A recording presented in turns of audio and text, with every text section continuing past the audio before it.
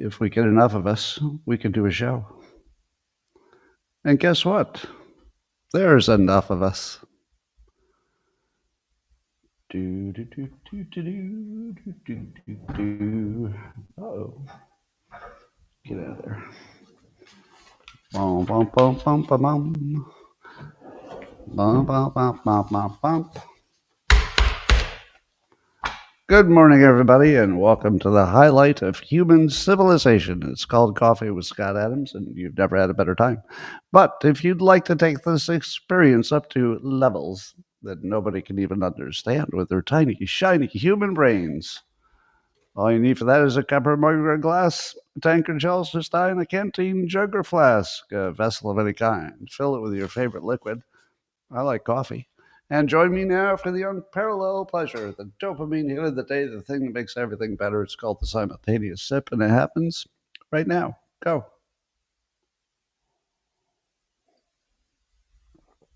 Oh, that's good. Well, I should warn you that I'm on the tail end of taking some muscle relaxants. So if it sounds like I'm slurring my speech or speaking a little bit slowly, you are correct. I recommend replaying this at least 1.5 or double speed. Doing the best I can. I think my brain is still kind of working, but the muscle relaxants, they're definitely doing their job. I've got a back problem, so I'm trying to slow down the muscles in my body because my muscles are so active. After the show, there will be a Spaces hosted by Owen Gregorian. So immediately after this, you can talk to some other people on Spaces. So that's the audio only service within X. So just look for Owen Gregorian and you'll find that. Or you can see the link in my X feed. Well, last night at 9:30ish, when I was getting ready for bed, my neighborhood was once again robbed by a car of masked men who I think might be the same car that we saw stalking in the neighborhood recently. So that would be the fifth.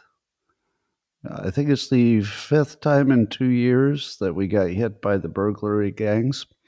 They seem to know who's home and who's not. So far, they haven't gone into a home where somebody was home at the time. But just a few doors down, while I was sitting here, my neighbors were being invaded by probably a South American gang, but we don't know. So that was bad. So yesterday, I was on social media and I saw this, weird, crazy conspiracy theory that the Blue Origin space flight with the all female crew, that it was all faked and CGI.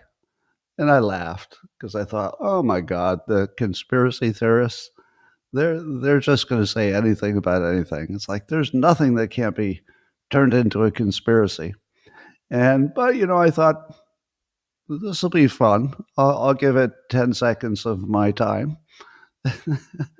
And the first claim is that the video of the launch itself was so fake that you could just look at it and you would know it was fake. And I thought to myself, come on, that's ridiculous.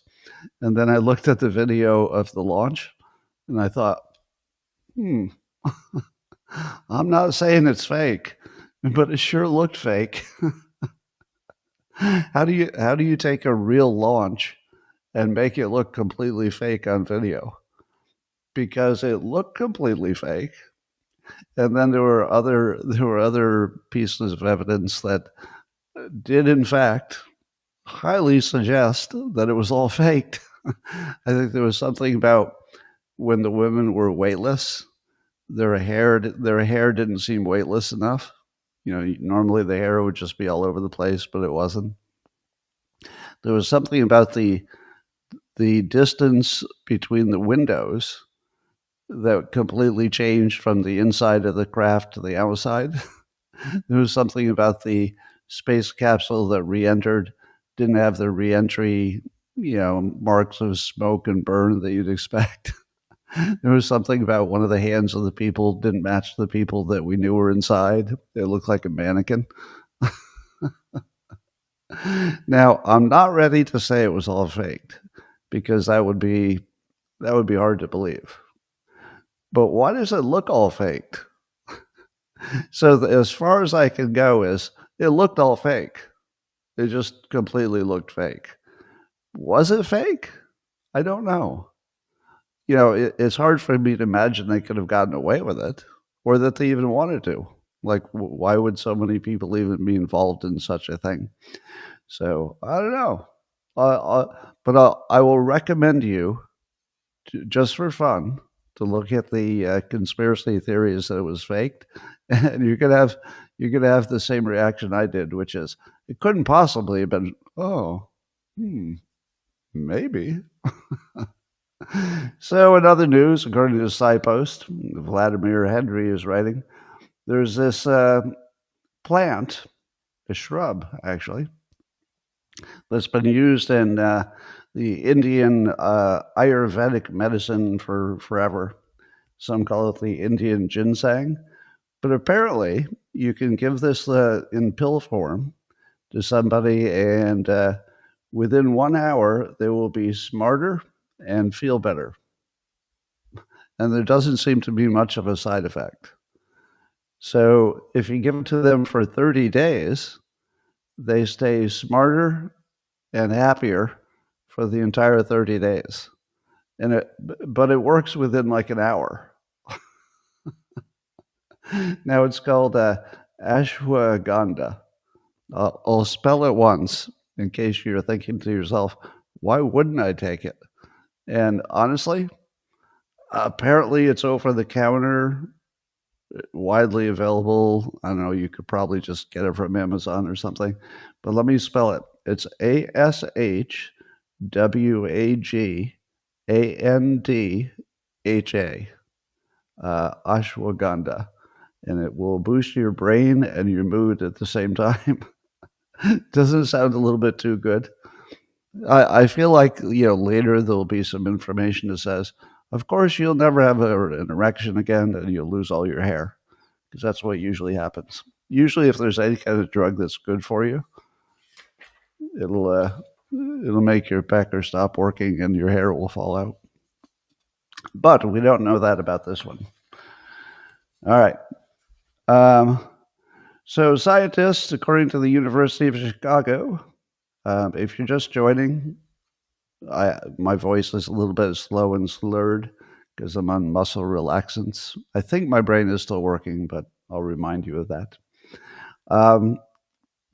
So there's some new material that's been discovered by scientists that has the weird quality that it shrinks when heated. Now, normally everything would expand when heated, but this shrinks when heated. Now, doesn't it seem to you that if you had a material that shrinks when heated, but you also had normal materials that expand when heated, that you could somehow figure out how to make a perpetual motion machine? Now, it wouldn't be real perpetual motion because it would be using heat from the outside.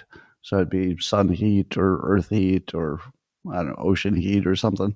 But doesn't it seem to you that if you just had those two things, one material shrinks in heat and the other material expands in heat, isn't that enough to build yourself a perpetual engine? It wouldn't be perpetual motion because there's an outside source. But isn't that enough? I don't know, think about that today. Come up with a design. But they think they could use it to make better EV batteries because every single day there's a new story about somebody could make a better battery, which we may or may not ever see. Well, Ben Affleck has joined what Rob Lowe had said recently, the same positive or the same message, that basically California ruined the Hollywood movie business by being such a hard place to do business, that apparently the stars are completely aware that California is dead as a place to make movies. Now, can you imagine a state so incompetent that you can't buy fire insurance. It's letting in zillions of people and giving them free medical care, so bankrupting the state. And it allowed its most famous businesses to be destroyed. So California essentially destroyed our energy business, by making it too hard to build refineries. They've destroyed the film business, which nobody ever thought would ever move out of, Southern California. But apparently, it's just too hard to use California. Too many restrictions, not enough benefits. So let's see. So energy. What about Silicon Valley? I wonder if there are as many startups as there used to be. Probably not. So California is on its plan to destroy itself. Good job, Democrats. How many of you knew that Joe Rogan recently quit alcohol? Which is sort of a big deal. If he were just a normal person, I'd say no big deal. But he does have a big influence on the world in a good way. And here's what he said. He talked about his own experience. He said, and I'm like, what kind of moron who takes so good care of his body is poisoning himself a couple of days a week for fun? Why am I doing this? He said. So he actually used the poison analogy for why he quit. Now, you probably are aware that my book, Reframe Your Brain, as that is one of the key reframes that alcohol is poison. As soon as you match that word with your habit of drinking, it makes a difference. Now, not for alcoholics, of course. That's a whole different issue. If you're an addict, you're an addict. But if you're just drinking more than you want to, pairing that word poison with alcohol really seems to help people quit almost immediately. So I wonder if that was a big part of Joe Rogan's journey, is just pairing that word, or if he just knew intuitively that would make it easier to do. There's a new Tesla rumor that Tesla might be using its robots soon in conjunction with its self-driving vehicles, so that someday your DoorDash, I'm just picking DoorDash as an example, it's not, there's no specific rumor about that, but that your robot would get out of the self-driving car and take your little package, be it food or be it something else, and deliver it to your front door, just as if a human were doing it. So the interesting part about this is you wonder, what kind of industries will fall to AI and robots first. But it could be, and I'm just making this up, this is not part of the rumor per se, but it seems to me that Tesla could take over FedEx, UPS, and the U.S. Postal Service and DoorDash and Grubhub all at the same time. Because robots, if your robot can drive anywhere and then get out of the car and go up steps and knock on your door and wait for you to answer, that's a delivery service. And how would you beat that delivery service? Because the robot delivery service would work 24 hours a day. Now, I think there's one thing that I would look for to see if delivery is going to be part of Tesla's plan. I would look for Tesla drop boxes where you as a resident could put something that has, I don't know, some kind of security or camera on it or something near your front door, so that at least if the package is within a certain size, let's say food, for example, the robot can drop it off whether you're there or not, and nobody can get into it. So if you see that, if you see a test of a Tesla drop box for delivery, oh, it's on.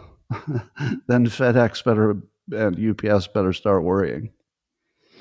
Anyway, so let's check in with the Democrat criminals. There are always so many. Letitia Jesse James, as I like to call her. So she's launched a fundraiser for her next next election, I guess. And it's up to $18,000 per person to join, according to the New York Post. And she's hitting up her supporters for big bucks. Apparently, part of her advertisement for her fundraiser is a photo of herself framed by a gay pride flag. Is Letitia James part of the LGBT community or LGBT community? I don't know. Do we leave the T off? I think the LGBs like leaving the T off these days, but it's not up to me.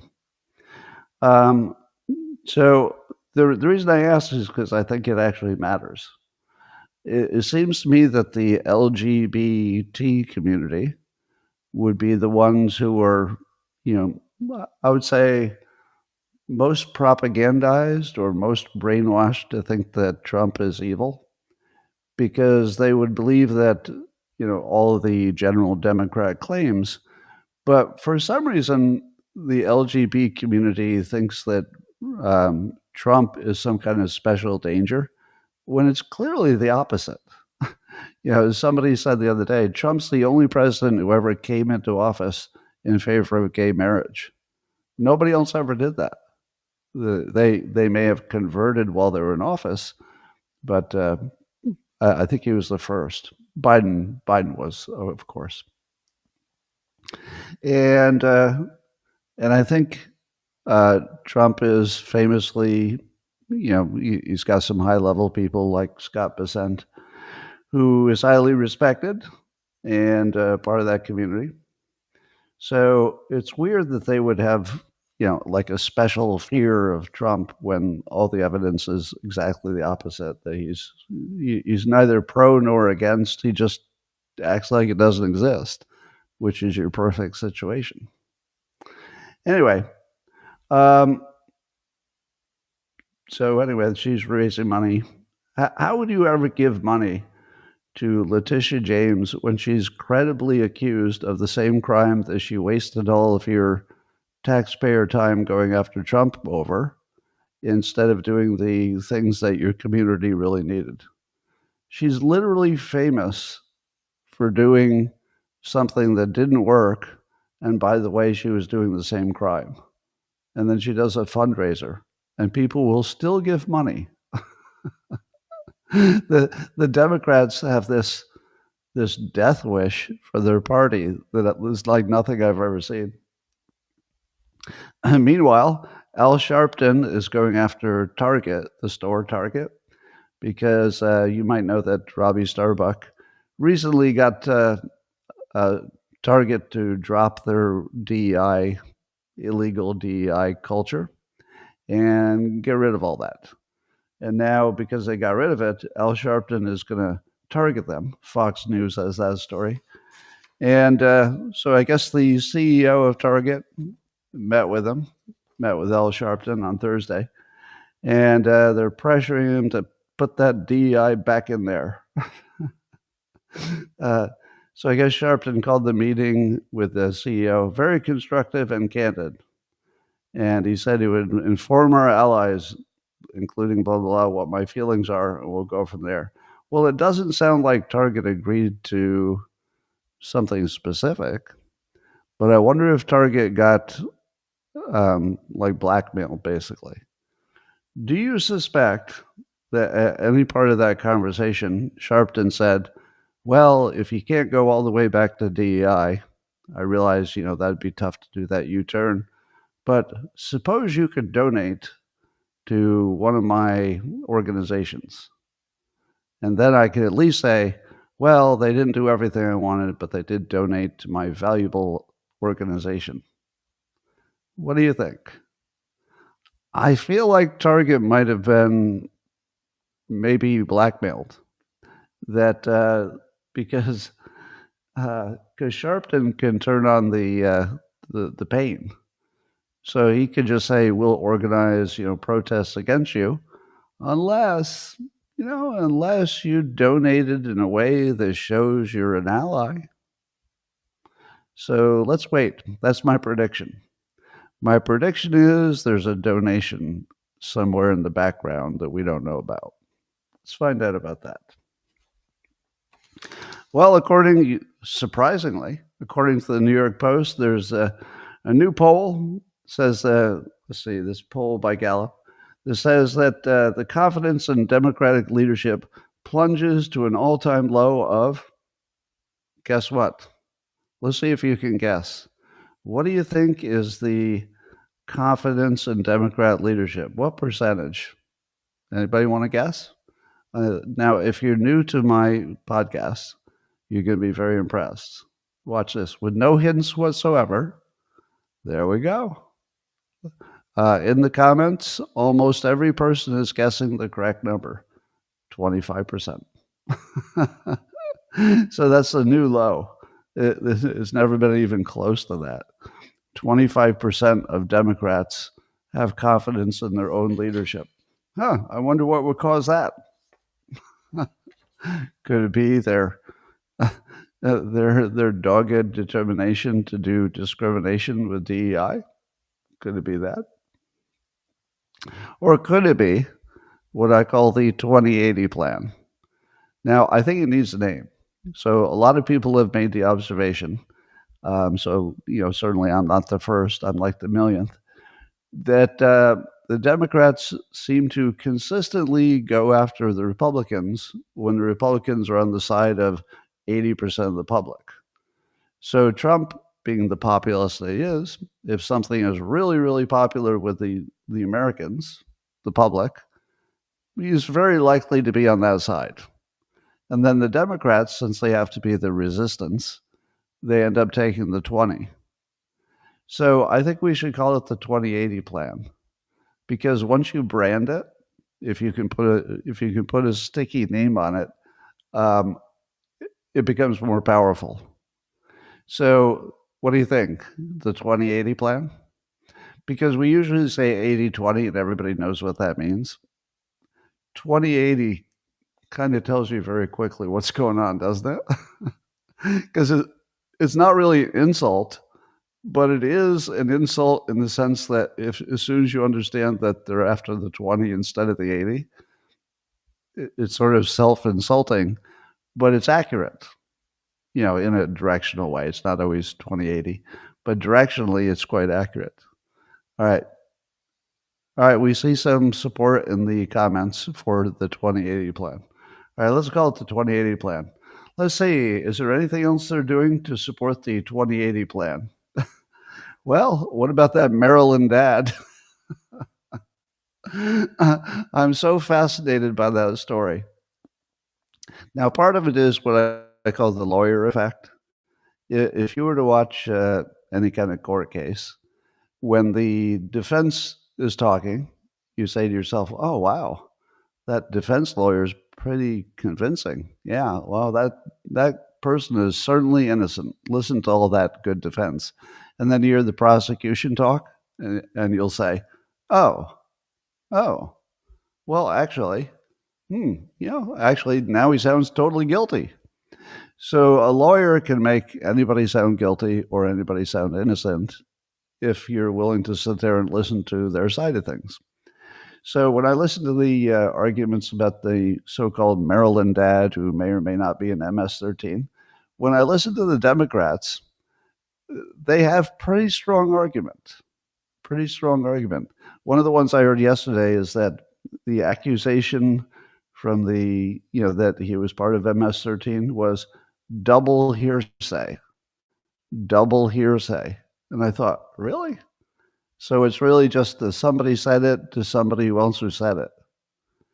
And what I realized was that means that the first person who said it was the source, the person who allegedly knew what they were talking about. But then the second person would be the law enforcement person who quotes the other person. So neither of them would be direct evidence. It would be a double hearsay. Now, it doesn't change anything I knew, because I already knew there was a source and they told law enforcement and then the court acted on it. But when you first hear that it's double hearsay, you think to yourself, That sounds pretty weak. Double hearsay. And then they say that the police officer or whoever it was, the law enforcement person who got that information, then was later, not very later, accused of some kind of lying or wrongdoing, and then left. And then I think, well, an undependable person and double hearsay. And then there's some doubt about whether the tattoos and the dress meant anything. Then there's some doubt about whether he was really with MS-13 people because he was MS-13, or he was just standing there at Home Depot to get a Home Depot job, or why did he have? And then you listen to the other side. It's like he had cash in his pocket. He had been previously accused of human trafficking, which sounds worse than it is. In this case, it was adult men. Illegal, of course. But, when I hear human trafficking, I'm usually thinking of some sex-related thing and underage people and horrible things. But so both sides seem to have a strong argument if you're only listening to one side. But here's my current take. I think the Democrats have the best legal technical argument. The best legal technical argument. Meaning when I hear them say, the court said you should facilitate his return. And I say, well, what does facilitate mean?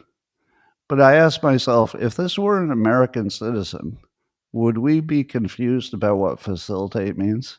No. Trump would make one phone call to his friend Bukele, and he would say, oh, we made a mistake shipping this guy down there, because that's what happened. He wasn't supposed to go to El Salvador. And then Bukele would say, oh, well, he's in my country now, so, I have full control of whether he goes anywhere, and I'd like to keep him. And then Trump would say, I know, but it would really be helpful if you released him. We could send the plane down. So then you send the plane down, if this were an American citizen. And then you reintroduce him to the process. But maybe that source, the original source, is hard to find. And maybe some of the evidence is, aged out or is hard to reproduce.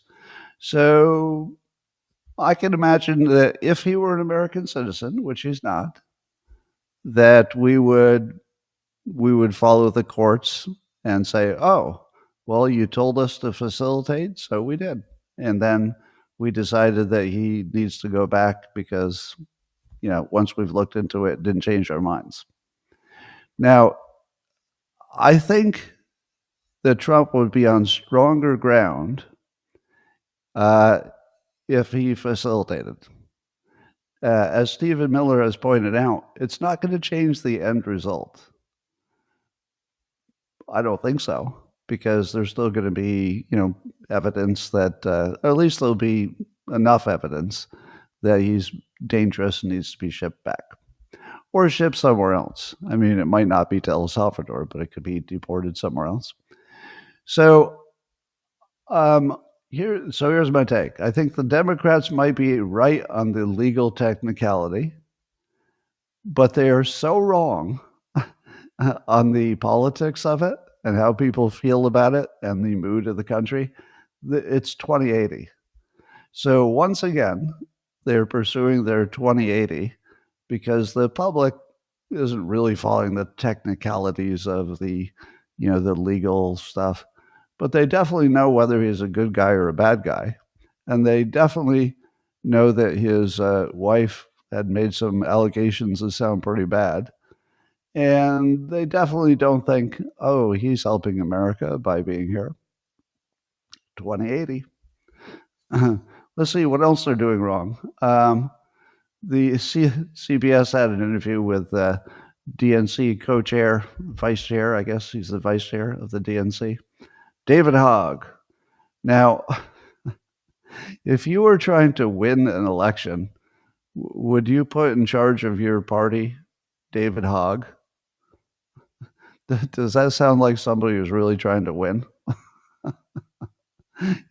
That's 2080 all the way. Anyway, he was on CBS and he said, now this is a little out of context, but he said, democracy is what put us through school shooter drills and school shootings. And it's what it's what put us through climate crisis and so much more. So he literally was complaining about democracy. But if you put it in context, you're saying they need to be, wiser and smarter about democracy, and they have to stand up to the special interests. But the way he expresses himself, he makes it sound like democracy is a system that can't work. So there's your 2080 right there, 2080. And then it's even funnier that there's a conversation about who the leader of the Democrats is right now. Like, who's most likely to be the presidential candidate? And the people they come up with are Kamala Harris. And by the way, I'd like to do a special shout out to the Fox News art director or whoever it is, because every time Kamala Harris is discussed, I was watching The Five yesterday, and they'll run, a sequence of photos of Kamala Harris while there's some discussion of Kamala Harris, and all of the photos are of her laughing like a hyena. So they're usually still pictures, but they're all her like with her mouth wide open and looking just crazy and drunk as shit. And if it were just one photo, it would be hilarious by itself. But they do the compilation of just one screaming crazy photo after another, and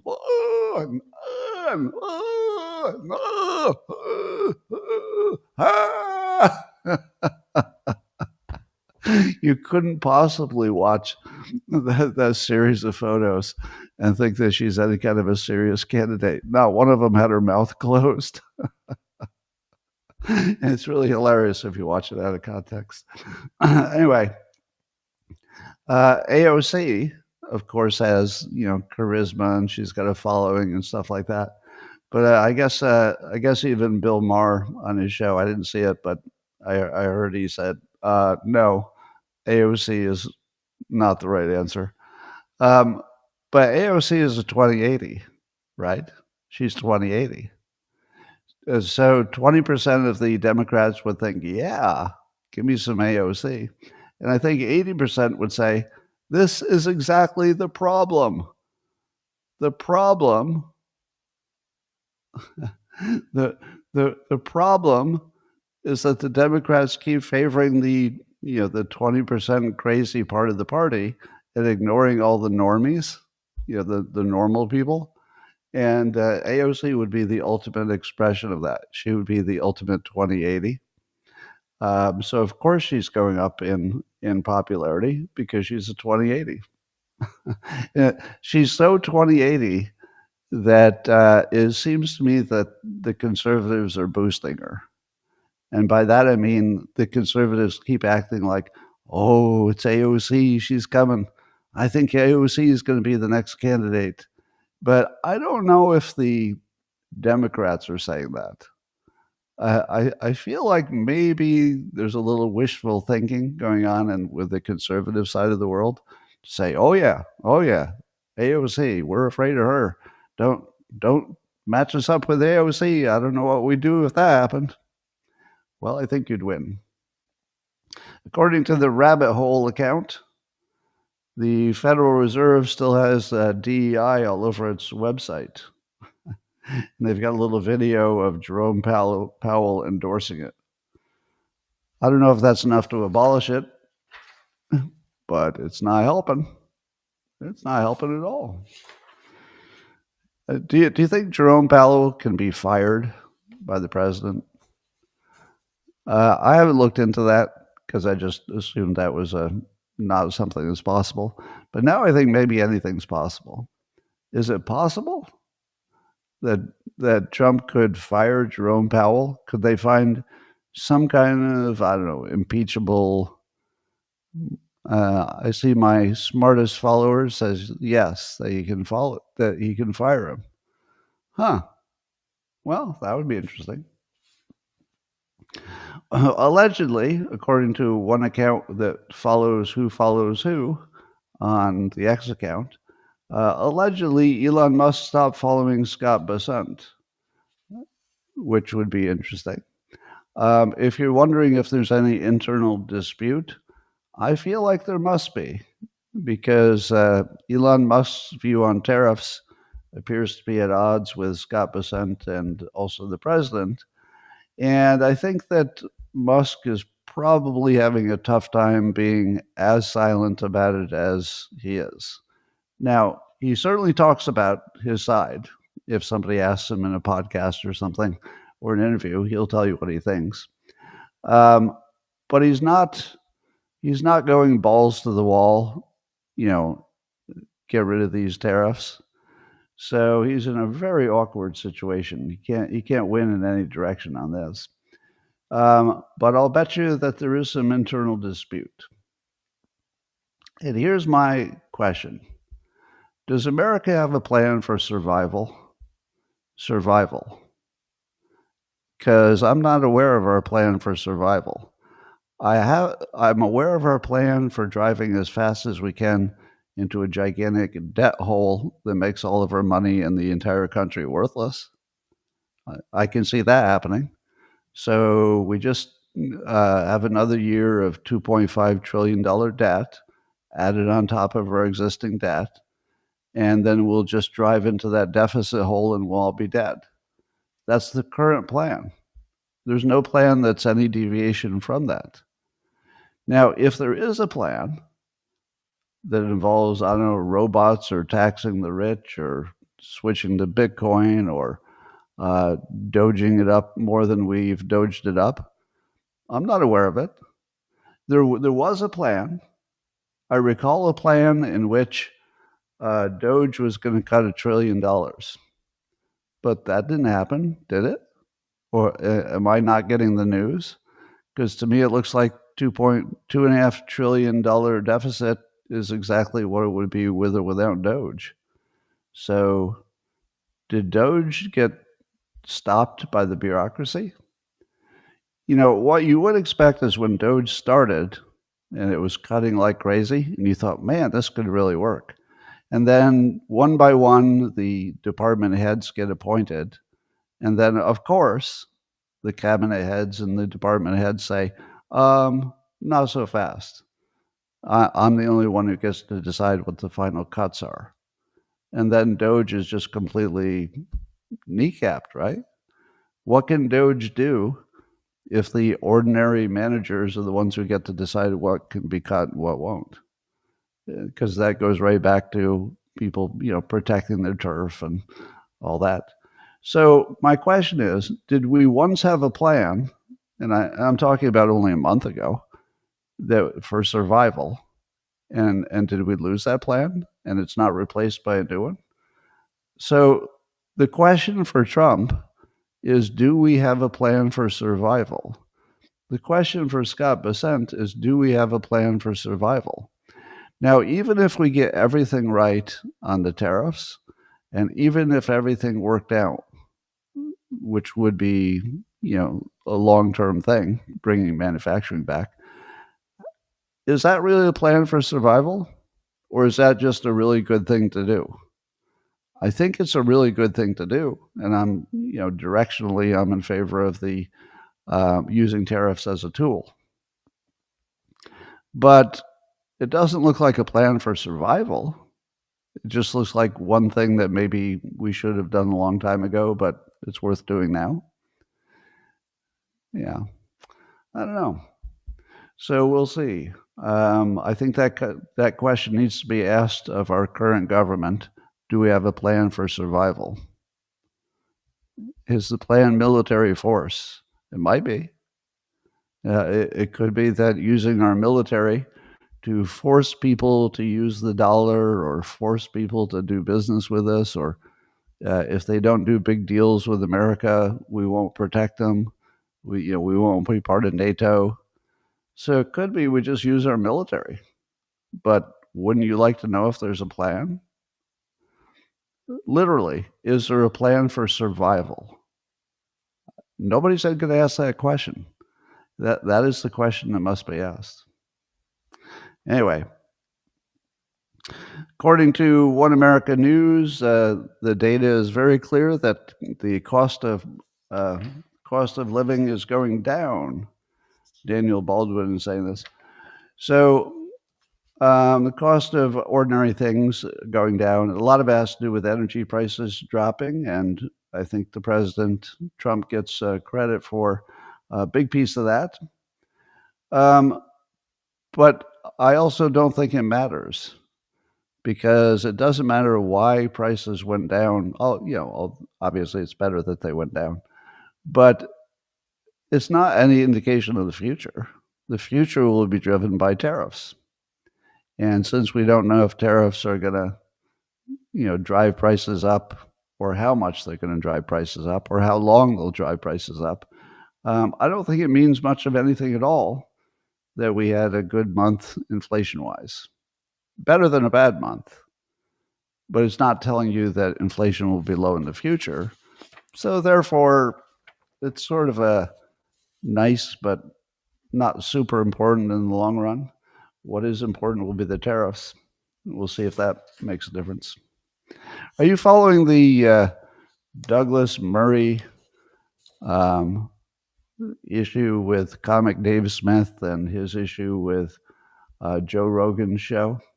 So I guess Douglas Murray wrote an opinion piece in the New York Post, and he says, among other things, that without standards for who gets to talk about important issues, in other words, experts, without some kind of a standard about who your expert is, the new media, and that would be people like Joe Rogan, the new media will lead people into errors and evils far greater than the old media could have ever dreamed of. Well, that's not true. The old media led us into how many wars? It's pretty hard to be worse than the old media.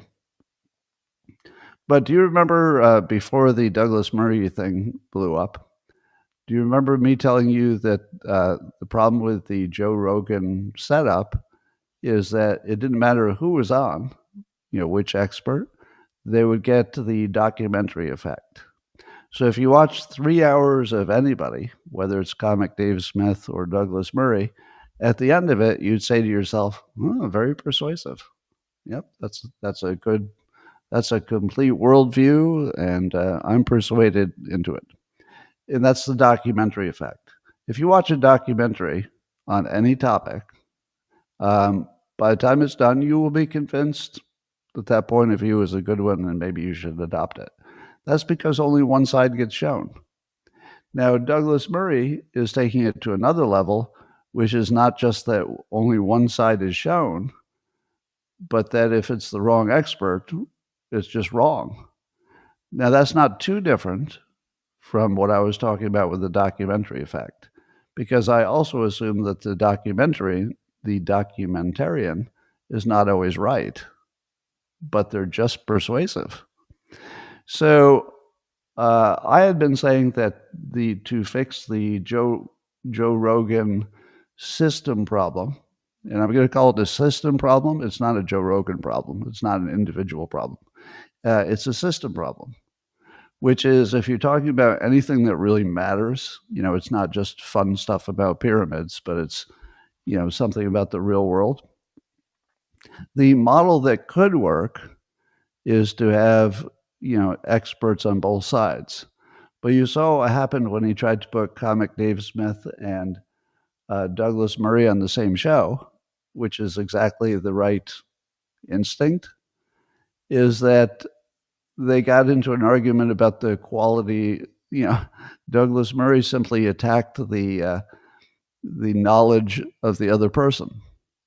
And so it sort of turned into a nothing. But I still think that's the right model, because what it showed is that comic Dave Smith won. In other words, in a battle of ideas, there was only one person there to talk about ideas. And so I judge comic Dave Smith to be the winner of that round. But there could be other rounds. There are other podcasts. There are other people who would disagree with Douglas Murray. So let's keep going. If Douglas Murray wants to continue being on shows with people he would consider maybe not quite as qualified, then we get to judge. Okay, did you actually interact with his ideas? And did you correct them with your superior knowledge, which I would really enjoy watching? Or did you simply attack him as an individual and for his past statements and for some kind of process problem or certification problem or expert qualifications? Because if I see that, then I get to judge that too. I get to judge, did you go after the argument or did you go after the person? And if you went after the person, I'm going to judge the other person the winner. So that's just my standard. But I do think Douglas Murray is correct in his sense that the setup of one podcaster talking to one person for a long time definitely has risks. So I'm all completely on the same page. But the fact that Joe Rogan even tried to put comic David Smith and Douglas Murray on at the same time shows he's completely aware of that. And that's good news. So, you know my standard for judging people, right? My standard is not, did you ever do anything wrong? Because that's just everybody. We've all done things that didn't work out. You know, maybe we meant well, but it didn't work out. Everybody makes mistakes. And even calling them mistakes, I feel, is too harsh because we're just humans, right? We're all trying to crawl our way through to find the truth, and sometimes it doesn't work out exactly. So if I see somebody like Joe Rogan moving from the model that was criticized, having one person on without the other side, and then he tries to do the obvious correction to that, to me that's A plus. You can't be better than correcting for something when there's a valid complaint about it. So that's A plus Joe Rogan performance, if you ask me. So I think just more of it is the answer. Just do more of that. So we know what the answer is. Just do more. And I think we can work our way out of it. So as you know, there was this vote on what's called the SAVE Act. So Congress is requiring that the states make sure that somebody is a resident of the United States before they can vote. Well, who would vote against that, you ask? It turns out almost all Democrats voted to not make it a requirement that you prove you're a resident of the United States to vote in our elections. And then when asked, why in the world would you not want to be sure that somebody's a resident before they voted? A citizen. I'm sorry, yes. Thank you for that correction. The question is citizen, not resident. A resident could be a non-citizen, so I was using the wrong word there. So the correction is a citizen. So the SAVE Act is to make sure you're a citizen before you vote. So who could be against that? Almost all Democrats. But when asked why they're against it, they say that it's a myth that any non-citizens are voting. But apparently, according to an article by the Daily Caller News Foundation, Nicole Silverio, there are several notable examples of very large numbers of non-citizens on voter rolls, which would suggest a lot of non-citizens are in fact voting. Now, I'm not sure that they're actually voting. It might be more that somebody's voting for them, which would be the other big risk, right? Because I've seen reports that the names are being used, but not necessarily the real people voting. So it might be some kind of mass voting problem as well. I don't know the details of that, but that's been alleged at least a few times. So again, that would put the Democrats in the 2080. That 2080 plan, they're very committed to it. The RFK files, more RFK files have been released. I haven't heard anything that's really different in them, except one thing that I don't think is important. But apparently, in the RFK files, there's a story about a tour group in Israel that heard Kennedy was shot. This is Robert Kennedy. They heard he was shot in Milwaukee a month before he was actually assassinated. And so the FBI tried to figure out how in the world they could know a month before it happened. So they believed it happened, not that it was going to happen. They believed it actually happened a month before it happened, and it was exactly what happened. So the FBI was like, Now, I don't think that this is really going to be, I don't think this is anything except a weirdness. Maybe just somebody guessed right, or there was a rumor, or it's a big world, and I don't know. So we'll see if anything new comes out of that. I'm seeing in the comments. Let's see if I can see that. As in the death of John Kennedy, many in the world again will regard in terms of a conspiracy. We could not and should not be in a position of adding to or blah, blah, blah, blah, blah. All right. So I don't know the context of that. But people are pouring through it to see if there's anything there. I'm not expecting anything super new to be in there. Well, Michael Schellenberger was testifying to Congress. I'm not sure about the date of this, but just think about whether this will be part of history. So this is Schellenberger doing his great job, as usual, of summarizing a situation that we're in. So I tried to summarize his summary, but let's see how close I get. So here's how I understand the world. But will this be how history records it? Will children be taught this? So here's his version, which I agree with. That after the war on terror, the U.S. used counterinsurgency and counterterrorism and counterpopulism tactics to inspire the Arab Spring. Do you remember the Arab Spring, when some of the Arab countries looked like they were going to overthrow their own governments? And then move those same tactics later to Eastern Europe in what they called the color revolutions. Now, that's well documented that those techniques were used in the color revolution. And they used, among other tools, they used social media to foment revolutions against places we wanted regime changes. Will history show that we use social media in other countries to foment revolutions and cause regime changes? I don't know. But we definitely did it for other countries. And then also use censorship to repress opinions that were, opposing. So the big part of our influence on other countries was controlling social media through censorship, but also creating messages and, making them look like they were bigger than they were.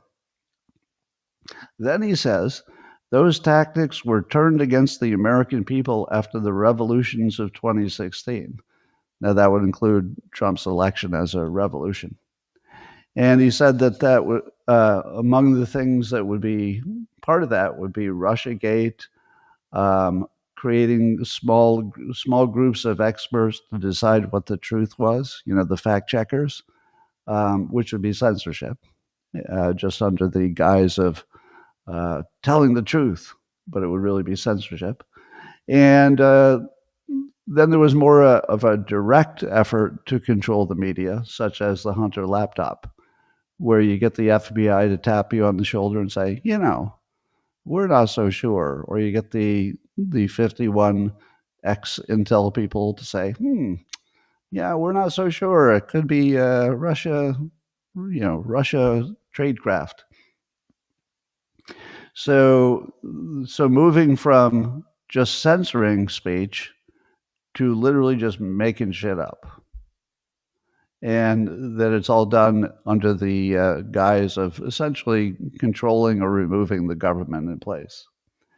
And then Schellenberger talks about the takeover of independent journalism through a European and worldwide organization that had some control over independent investigative journalists, and essentially, it was a control mechanism through funding and whatever else. Now, will history record that?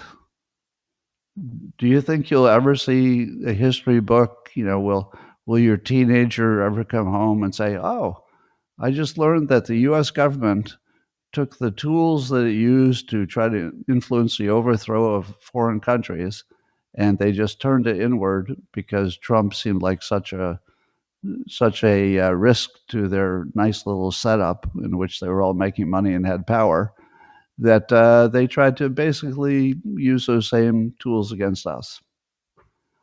I don't think that will ever be part of history, but at least we know it.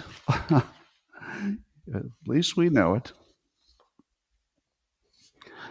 Um,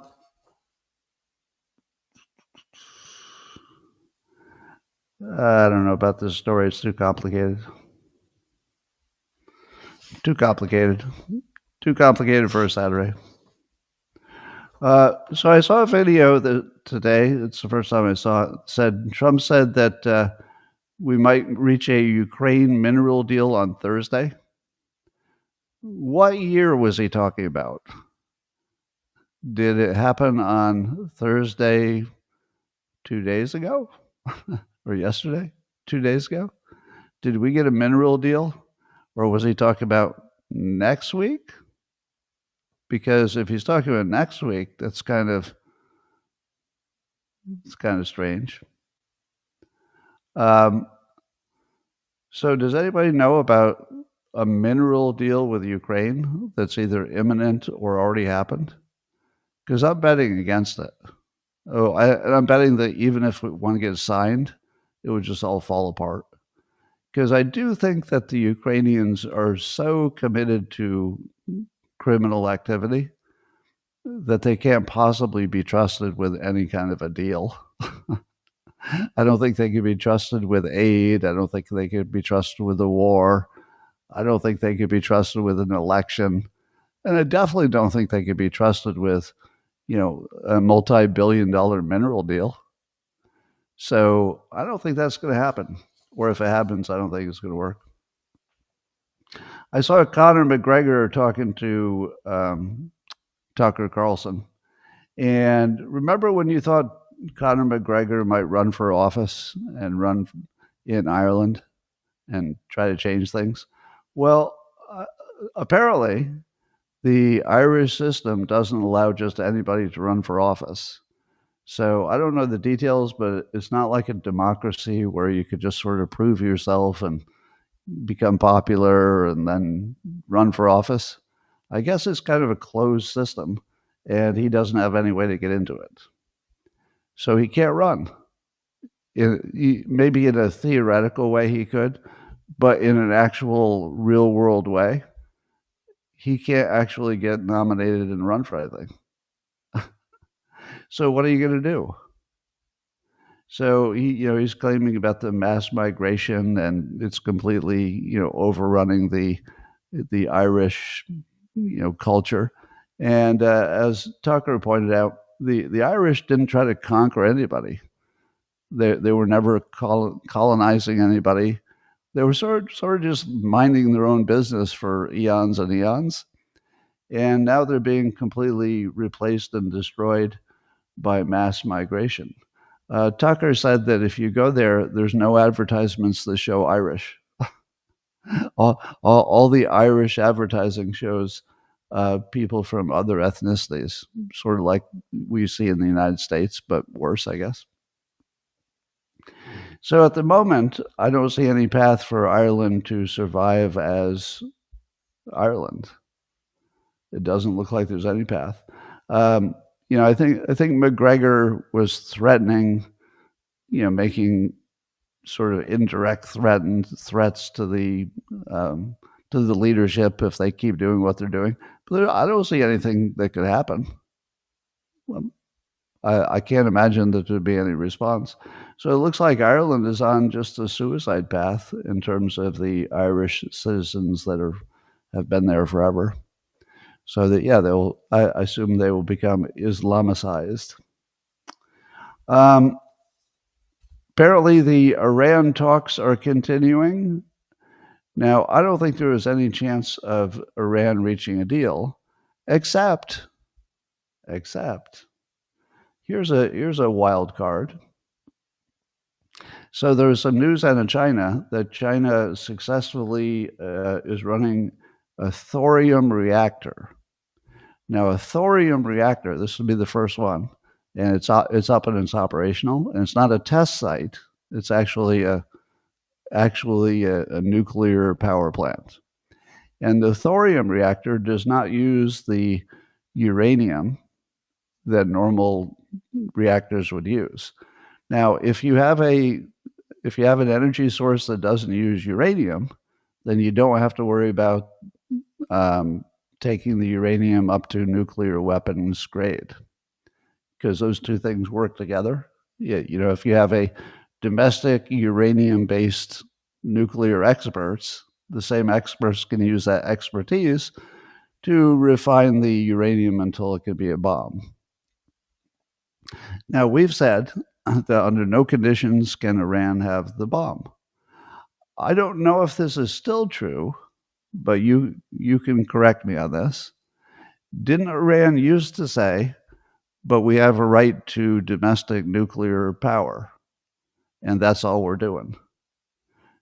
Could it be possible that if China were willing to share its thorium reactor technology with Iran, that we could say, well, if what you really want is a robust energy source that's not your own oil, because that's not the best energy source for electricity, that you could go thorium and everybody would be happy. So you wouldn't get to build a bomb. We wouldn't have to worry about it. But you could build these nuclear power plants so it would be safer and not have a military possibility. So I'm just going to throw that in there as a wild card. Now, you'd have to also believe that Iran means it when they say we just need a domestic nuclear program, but hey, once we have that, you can't tell us what we can and cannot do with it. So I don't know if they'd agree to it, but it would certainly expose the question of whether they really meant to just have a domestic, peaceful power situation. Anyway, so thorium, it's coming. All right, that's all I got for today. As I told you, Owen Gregorian's going to host a Spaces right after this. It won't take long. I'm going to say a few words privately to the local subscribers. I'll be short so that you have time to go over and listen to Owen Gregorian on Spaces on X to keep the conversation going on these topics or anything else I think you think is interesting. All right.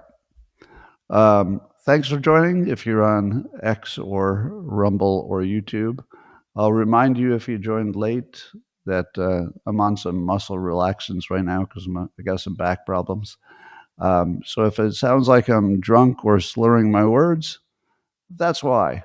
I'm definitely slurring my words, but my brain is kind of working. So we'll see you tomorrow, same time, same place.